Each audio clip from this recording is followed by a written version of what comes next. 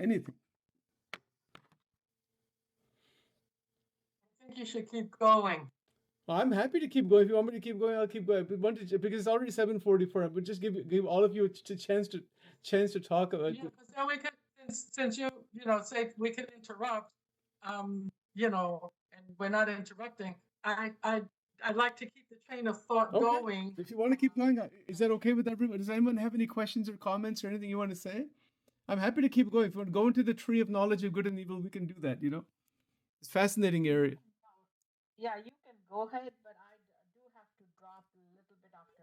Okay, but I have to get ready for work. I know. That's what. But is there any comment anybody has? Anything you want to say at all? Please, it's completely up to you. I mean, I just want to give you an opportunity to talk about all this. Go ahead, Sylvia. I'm still pulling the two together. That's why, I like when you keep going because.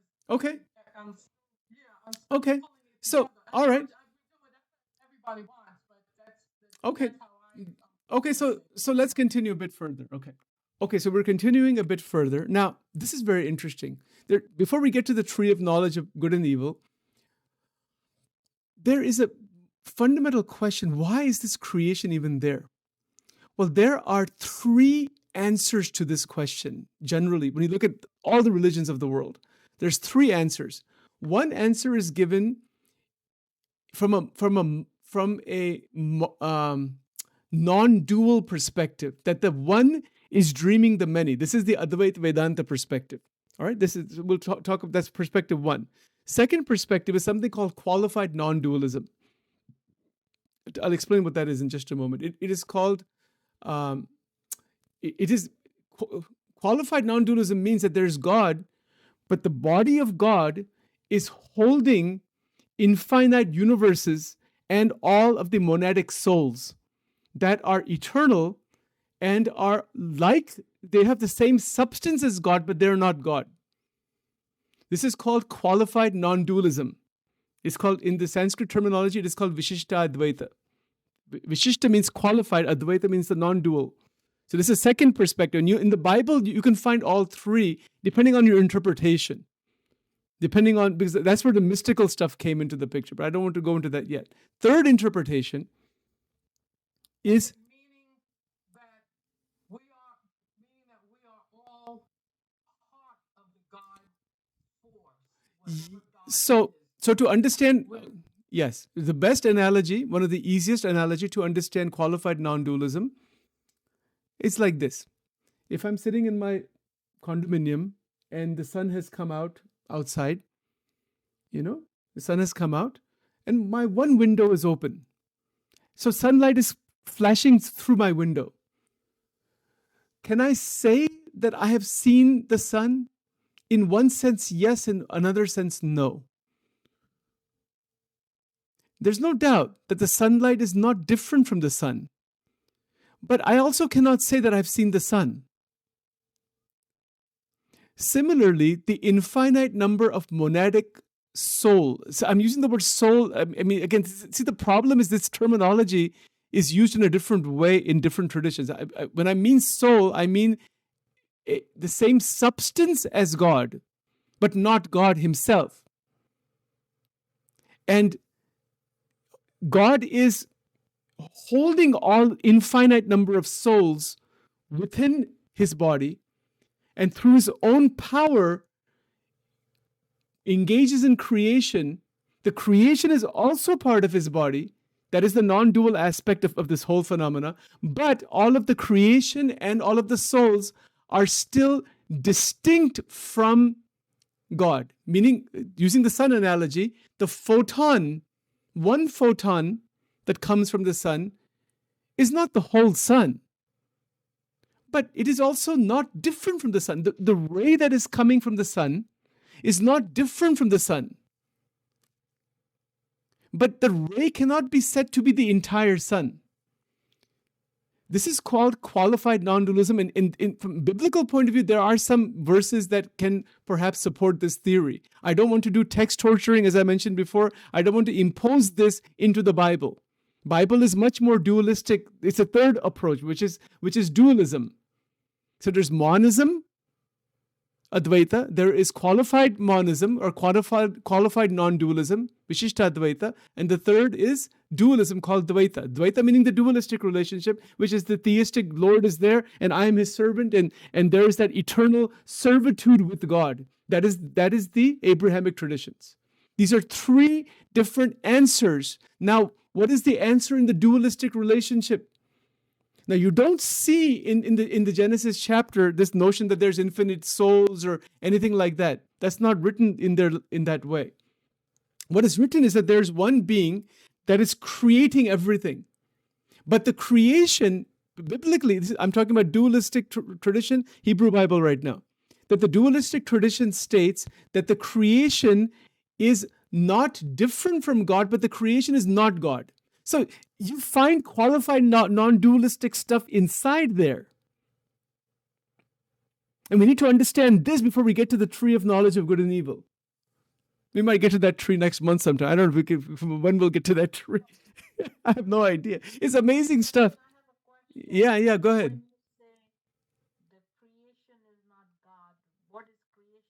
So creation, so it's like this. Creation, okay, in the qualified non-dualism, the creation is a certain power of God, but God hasn't degraded into the creation. This is qualified non-dualism. Actually, all three systems will say the same thing. Even the Advaita, the pure non-dualism, will say even the creation is there, but the one infinite consciousness has not degraded into the creation. So all three systems will say the same thing. But they look at the creation in three different ways. The pure monistic, the non-dualist, that there's only the one is itself is dreaming as the many. There is no many at all. It's like the gold and the ornaments. We'll get to that later on in the Advaita workshop sometime. But the qualified non-dualism is the most interesting. If you really go into the scriptures of the world, in my humble opinion, and somebody may disagree with that, and that's perfectly all right.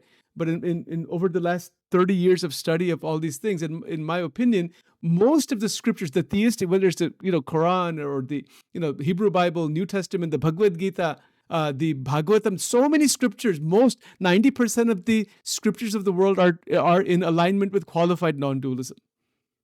Not pure dualism, and not pure monism also. Even Genesis, this chapter in Genesis is more indicative, again, my humble commentary, on qualified non-dualism. Because God is creating, it says it very clearly, God is creating everything, but he doesn't degrade into the creation. He's not just simply dreaming the creation. And the creation is not an illusion, it is considered to be real. So in qualified non-dualism, the creation is considered to be real. In pure non-dualism, the creation is considered to be an illusion. A projection. That's the difference. I heard it, I don't know if you could see this. I heard it described kind of like this.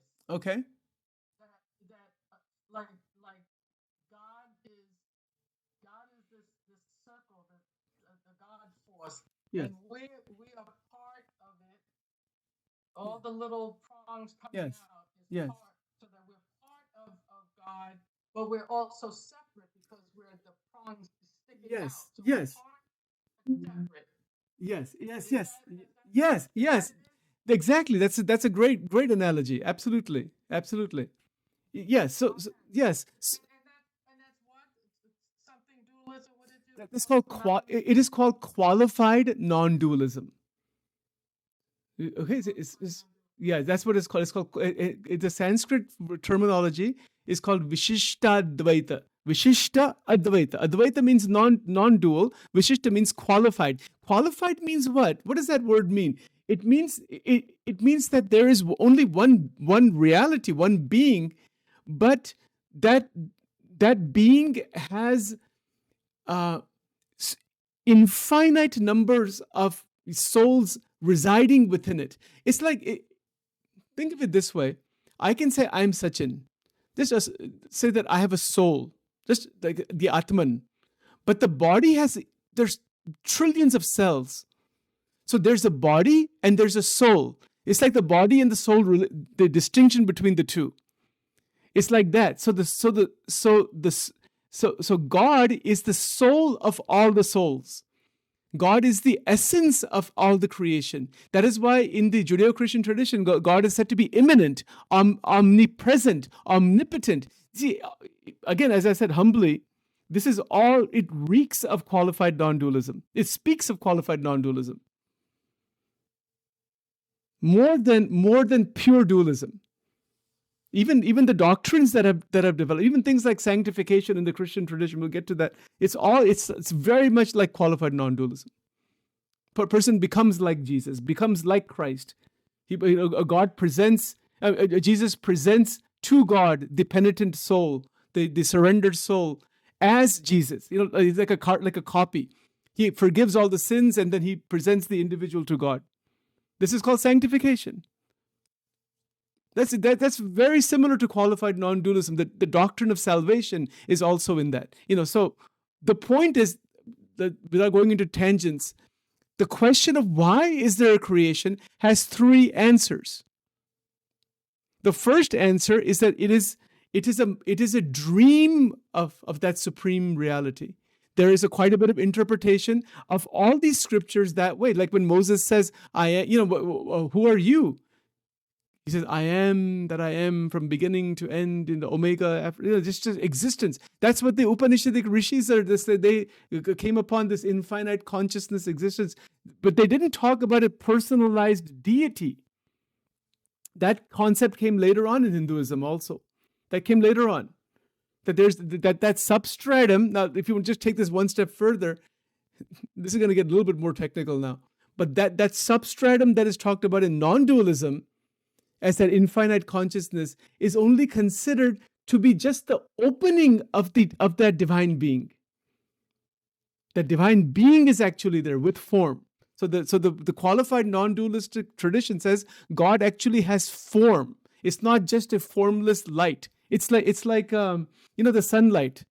For example, I have my windows open. It's daytime. The sunlight is coming in. So then I can say, yeah, the sun has no form. Because all I have seen is the sunlight. Just imagine a child born somewhere and has only seen the sunlight inside their home, has never gone outside to see that ball, which has a form. So there are many rishis, meditators, theistic people also, that have come upon a non-material, non-physical light. And so that light and that reality within which all the billions of universes exist, they said that is the substratum. There's nothing beyond that. We cannot go beyond that. That is everything. The soul is the same as that and all. But the developments that came later on, even in the Judeo-Christian tradition and even in the Eastern traditions, that non-dual state is just the beginning of that actual being. That, oh my God, the sun. I mean, isn't there a difference between the sunlight that is coming through my window and actually seeing the sun with my open eyes? I can only look at the sun maybe for 2 hours. Isn't there a difference between the two? Doesn't the sun actually have an actual form and a phenomenal effulgence is there? In one sense, there is a difference. In another sense, there is not a difference. It is identity and difference, identity and non-difference.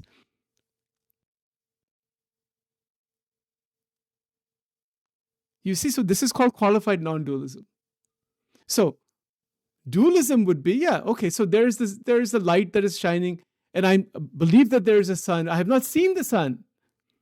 I have not seen, I just believe that I have faith that there is a sun. But if I want to see the sun, I have to go outside my house and open my eyes and see the sun. When you're going outside the house and opening the eyes, that is mysticism. Jewish mysticism, Christian mysticism in the East, all the Eastern traditions, meaning you're trying to directly see that reality, not just have faith in it.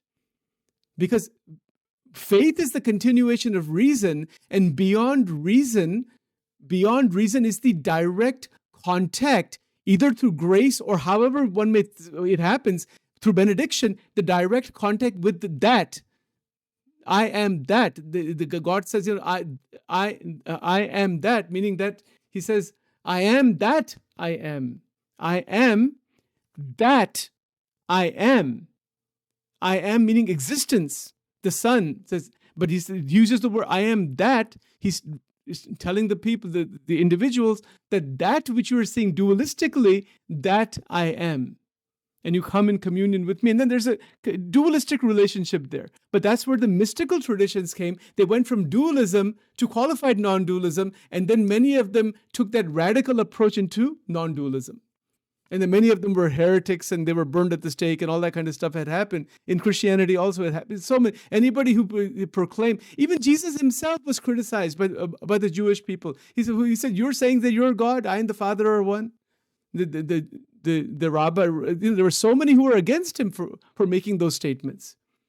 You could look at one interpretation of Jesus' life, not that it's a Christian interpretation, but one interpretation is that he went from dualism to qualified non-dualism to non-dualism. This is how some of the people in India or some of the mystics in the Hindu tradition would look at Jesus' life that way. I'm not saying that that's actually the case. You can look at it any way you want, but it's a matter of interpretation, certainly.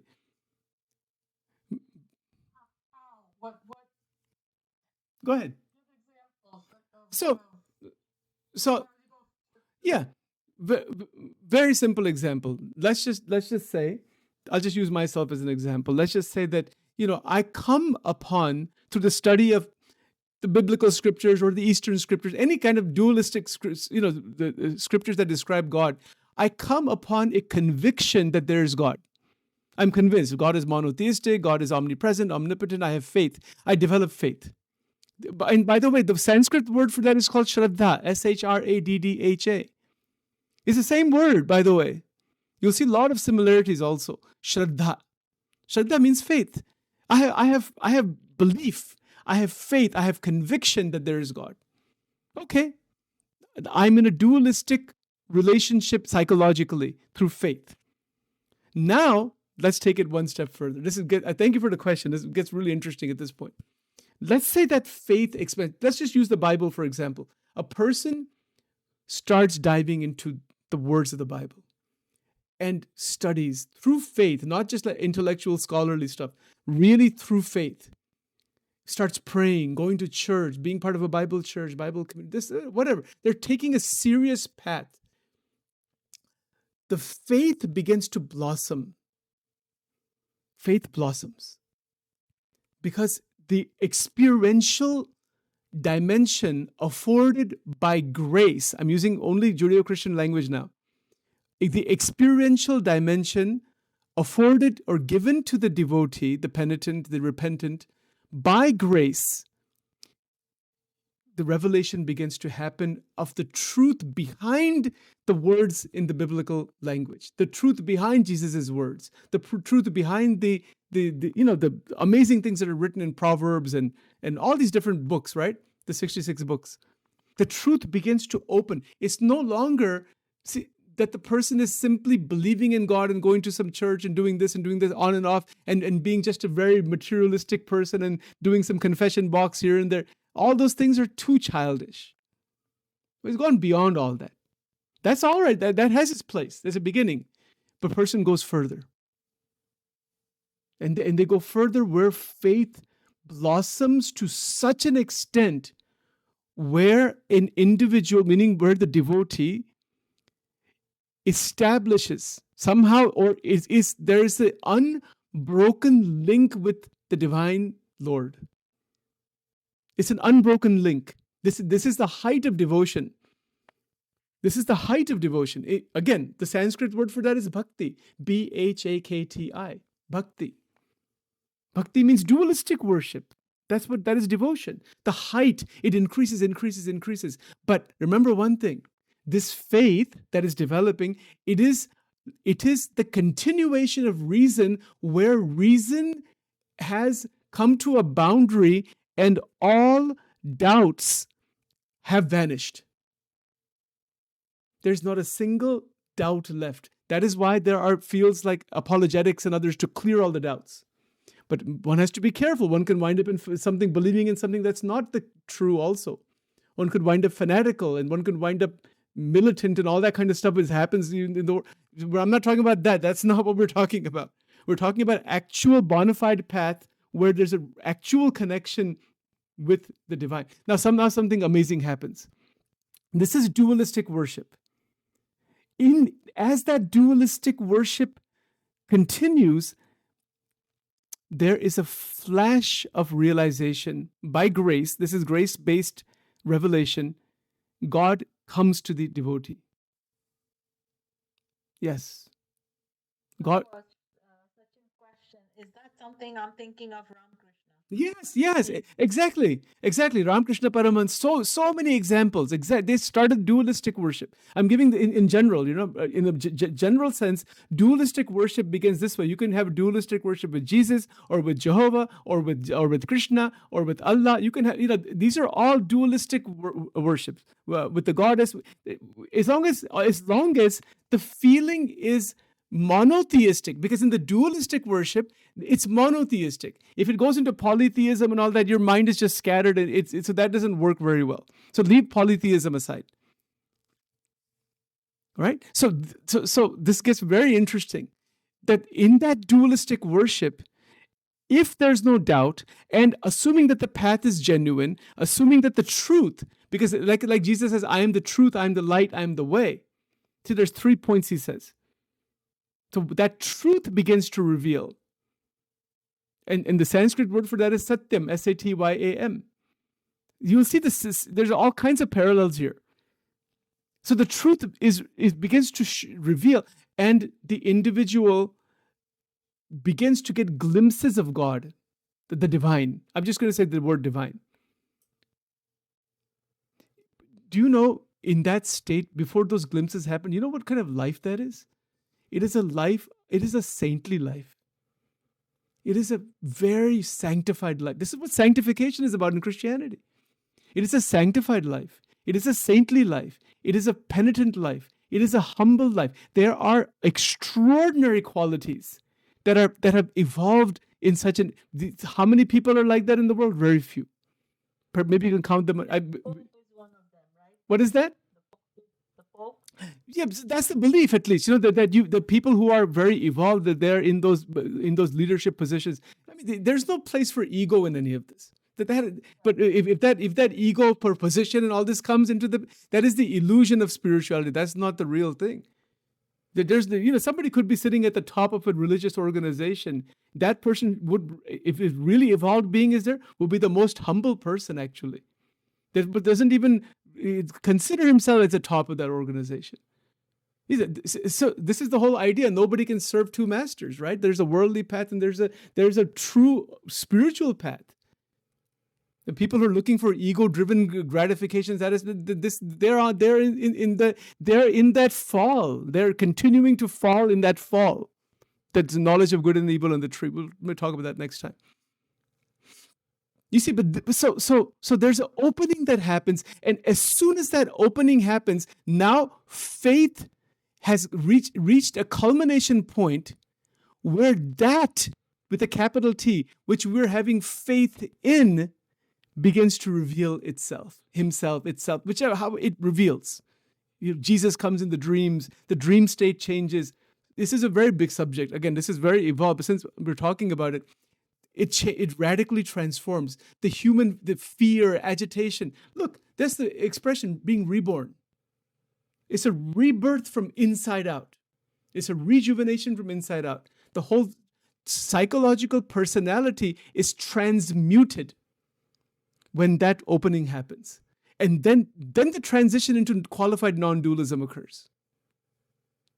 That the Lord that I was worshiping is actually inside of me, is with me, within me, is the ground of all.